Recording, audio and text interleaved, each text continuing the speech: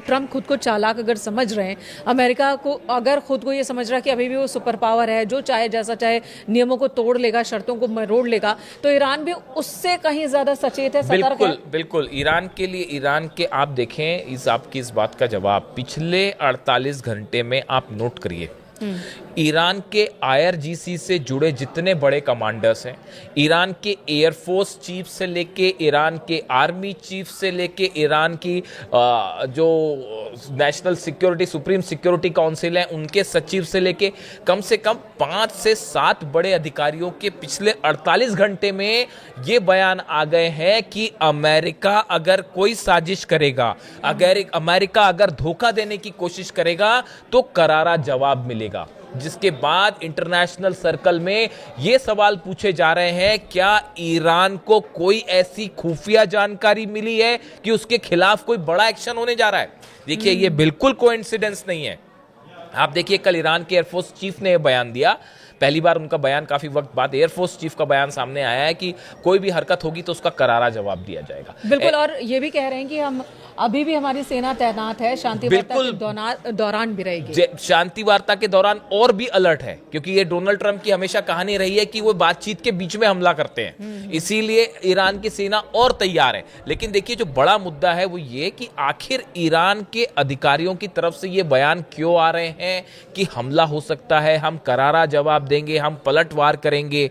ये बयान इसलिए आ रहे हैं, ऐसी चर्चाएं हैं कि शायद एक कोई बड़ा प्लान ईरान के खिलाफ जो है वो पकाया जा रहा है। और कौन कर रहा है ये प्लान? हाँ, अमेरिका, इजराइल, क्या उसमें अरब देश भी शामिल है?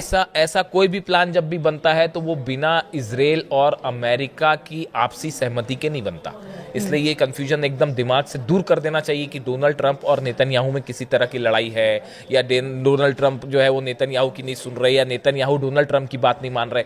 ये सिर्फ आपके दिखावे के लिए है। हकीकत ये है कि एक बड़ा थिंक टैंक काम करता है, मोसाद, सीआईए मिलकर ऑपरेशंस करते, दोनों देशों के थिंक टैंक्स, ऊपर से कुछ भी दिखाया जाए।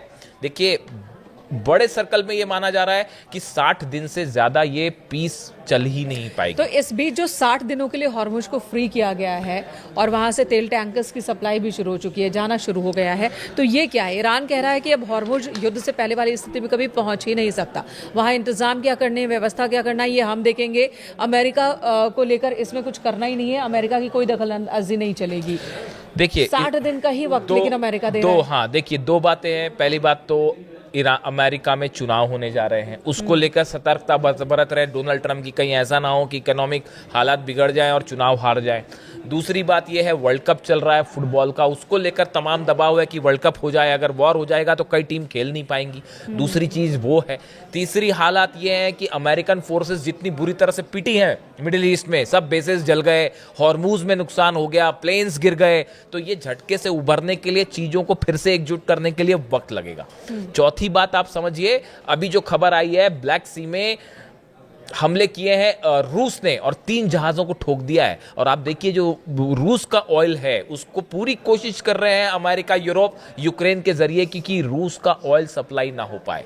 ऐसे हालात में इंटरनेशनल मार्केट में ऑयल की उपलब्धता बनी रहे, इसके लिए ईरान का ऑयल बाहर लाना जरूरी है। यानी ये एक हाथ दे एक हाथ ले वाला खेल चल रहा है, ये ज्यादा दिन नहीं चल पाएगा।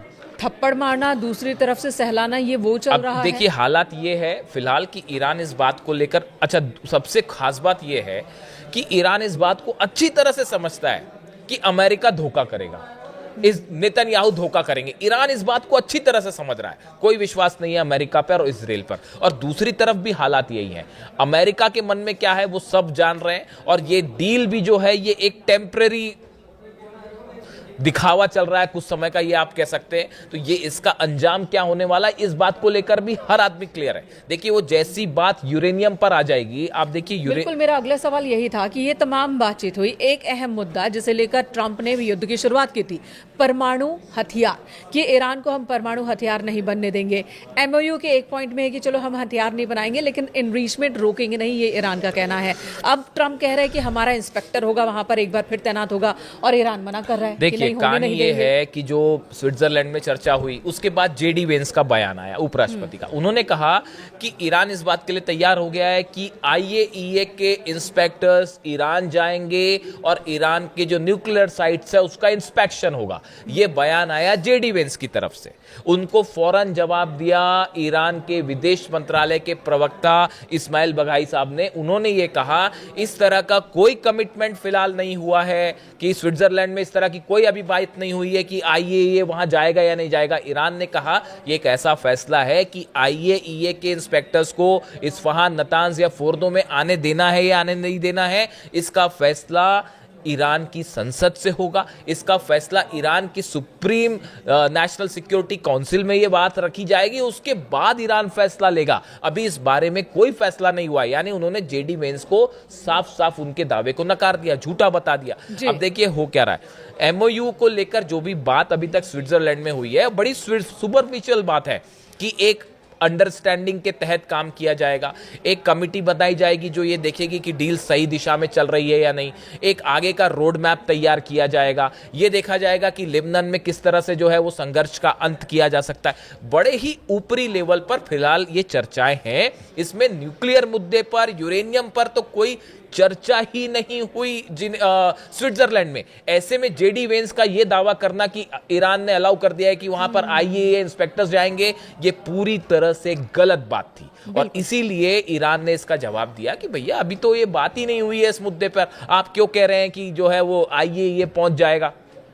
क्या ये संभव लग रहा है आपको कि ईरान में, इस्फहान में आईएईए भी पहुंच जाए, उसके बाद अमेरिकी सोल्जर्स भी पहुंच जाएं और वहां पे खुदाई भी हो जाए और वहां यूरेनियम को, ये एक ऐसा मुद्दा है जो बहुत ही असंभव सी बात है। इसीलिए चाइना ये कह रहा है कि शुरुआती दौर में भले ऐसा लग सकता है कि सब कुछ ठीक है, लेकिन जैसे जैसे बातचीत आगे बढ़ेगी मामला डिरेल होना शुरू हो जाएगा। देखिए जब भी कोई जटिल मुद्दा होता है, वैश्विक मुद्दे होते हैं, ऐसा मुद्दा जिससे कई देश जुड़े हुए हैं, तो किसी नतीजे तक, किसी समझौते तक पहुंचना बहुत आसान नहीं होता है। सालों का प्रोसेस लग जाता है। अब यहाँ पर 4 टास्क ग्रुप बनाने की बात हो रही है, लेकिन जब किसी बातचीत की शुरुआत ही अविश्वास से हो, संशय की स्थिति में हो, तो उसका भविष्य क्या होगा? देखिए अमेरिका का जो डेलीगेशन था जो स्विट्जरलैंड गया, आपने तस्वीरें देखी होगी, वो सबके सब इस उम्मीद में बैठे थे शायद कि ईरान का जो डेलीगेशन आएगा वो हमसे हाथ मिलाएगा, या ईरान के जो लोग, जो डेलीगेशन वहां पहुंचा था, उन्होंने देखना भी कबूल नहीं किया उनकी तरफ। अब्बास अराक्ची साहब ने हाथ भी नहीं मिलाया।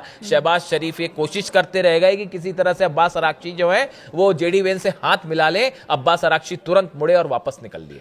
2 ऐसा मुल्क जिन्हें आपस में भरोसा नहीं है, और बीच में मीडिएटर कौन है? पाकिस्तान, जिस पर किसी को भरोसा नहीं है। और देखिए कतर भी जो है, कतर के प्रधानमंत्री ने भी जेडी वेंस से हाथ नहीं मिलाया। यानी आप देखिए कितना बड़ा अविश्वास है अमेरिका को लेकर। इसीलिए अमेरिका में ये बात कही जा रही है कि अगर ये डील साइन हो गई, ये डील पे अगर बात आगे बढ़ जाती है, एमओयू डील में बदल जाता है, तो ये अमेरिका के इतिहास की सबसे बड़ी हार होगी और ये ईरान की अब तक की सबसे बड़ी जीत होगी। और अमेरिका को भी ये समझना चाहिए कि वक्त बदल गया है। सुपर पावर वाला जो उसका तमगा है बहुत ज्यादा दिनों तक सुरक्षा कवच की तरह काम करेगा नहीं। अमेरिका चाहेगा कि किसी तरह से जोर जबरदस्ती या फिर कूटनीति तरीके से सामने वाले देश को फंसा दे, तो ईरान वो देश नहीं है।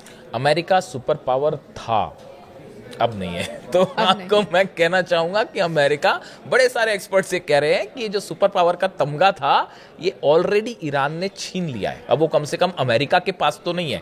जिस देश के अगर बेसिस उड़ जाते हो आप, जो है 18 बेसिस नहीं बचा पाए, आप अरब देशों को नहीं बचा पाए। ईरान की मिसाइल्स जो है वो धमाकेदार, आपके पेट्रियट और जो थार्ड सिस्टम है उसको तोड़ते हुए वहां पर गिरती रही। ईरान के ड्रोन्स ने क्या तबाही मचाई आप देख लीजिए। आप हॉर्मुज को घेर कर खड़े रहे, आप कुछ नहीं बिगाड़ पाए ईरान का। ईरान के 5 द्वीपों पर आपने बीच बीच में रह रहकर हमला किए, आपने उन पर कब्जा करने की कोशिश की, आप कुछ नहीं कर पाए। आपका एक पायलट अंदर फंस गया था, उसको निकालने में इतनी फजियत हुई कि आपको अपने खुद के हेलीकॉप्टर्स जलाने पड़ गए। आपके 42 प्लेन, ऑफिशियली ऐलान है इस बात का कि 42 प्लेन आपके गिर चुके हैं। F-35 जेट्स जो है, दुनिया का सबसे शक्तिशाली जेट जो है, वो ईरान ने मार गिराया। ईरान के नए डिफेंस सिस्टम से अब आप खौफ खा रहे। ऐसी मैं लिस्ट गिनाना शुरू करूंगा ना ईरान की जीत की, तो पूरी रात बीत जाएगी। और उसके बाद आप डील हो रही है, डील में भी आप देख रहे हैं कि क्या स्थिति है, ईरान किस तरह से भारी पड़ रहा है। खैर, फिलहाल जो खबर हमने शुरू की थी कि इस 12 अरब डॉलर को लेकर ट्रंप और ईरान आमने सामने है और सबकी नजरें इस बात पर है कि आखिर ये 12 अरब डॉलर की फ्री संपत्ति का क्या होता है। क्या डोनाल्ड ट्रंप की इस तरह की बातें कि हमसे अनाज खरीदिए और ऐसा वैसा ये वो, अगर ये बातें इसी ट्रैक पे चलती रही तो आप ये मानिए कि ईरान फिर से बातचीत को बंद भी कर सकता है। धन्यवाद मयंक। इससे जुड़ा जो भी अपडेट होगा आप तक पहुंचाएंगे। Thank you so much.